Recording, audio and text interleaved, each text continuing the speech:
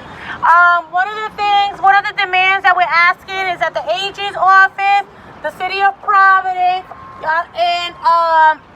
and CLF and DEM, that they become interveners in this process, because what it is that we, the people, we have to pay for lawyers so that the lawyers can intervene on our behalf. And so that's going to cost a lot of money, so y'all can Venmo me right now, Monica _Huertas, HUERTAS. Go like our link, our PayPal link on the People's Port Authority Facebook, because that's going to cost a lot of money.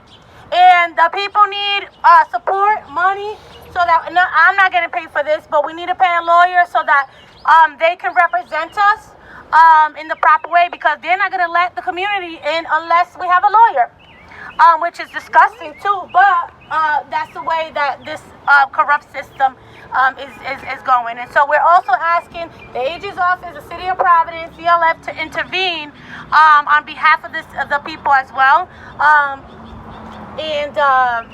So make sure y'all email the AG's office and do all that. We're going to send you action items and stuff like that, so pay attention to your emails.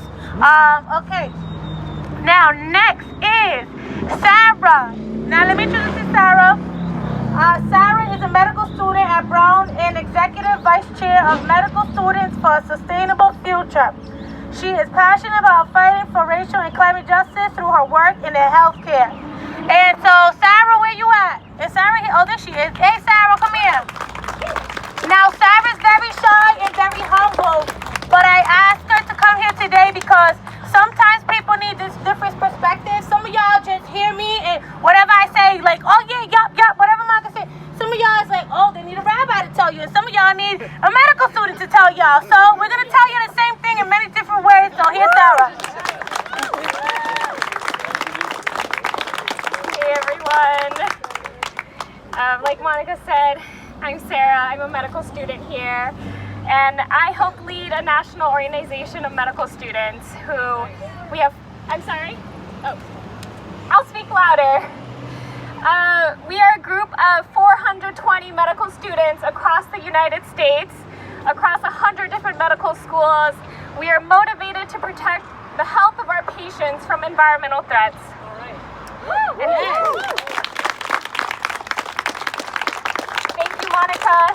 Thank you, the People's Port Authority, Sunrise, Renew, the interfaith community. We are here because this is an environmental threat that we are concerned about. Like Monica said, there are numerous health impacts to any expansion of fossil fuel infrastructure. We know that things like exposure to oil and gas facilities can cause cardiovascular risks, asthma exacerbations, COPD exacerbations, heart attacks, preterm births. These are all things that we don't want to see. And it is unfair right now that across the street at the Providence Community Health Center, nearby at the Chapman Street Primary Care Clinic, we are seeing patients who are breathing this toxic air. And that is not all right. That's right. The other thing is that this expansion is threatening to bring in hundreds of thousands or just so much more fossil fuels, right? Propane gas.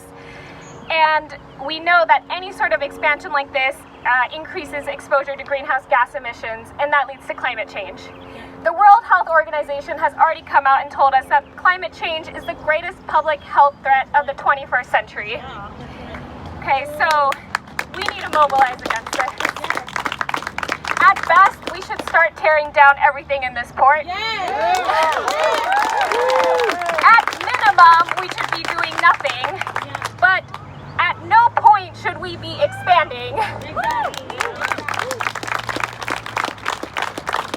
And so Monica says that this has happened plenty of times in Providence before, but I'll end with a story. Just 40 miles north of here in Weymouth, Mass., a year ago, community organizers came together to fight against a compressor station from expanding and being built.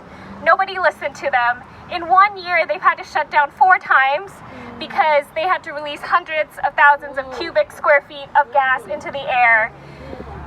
Yeah. And so because of that, the chairman of the Federal Energy Regulatory Commission straight out tweeted and said that environmental justice concerns should have been considered. Oh, really? Good. Yeah.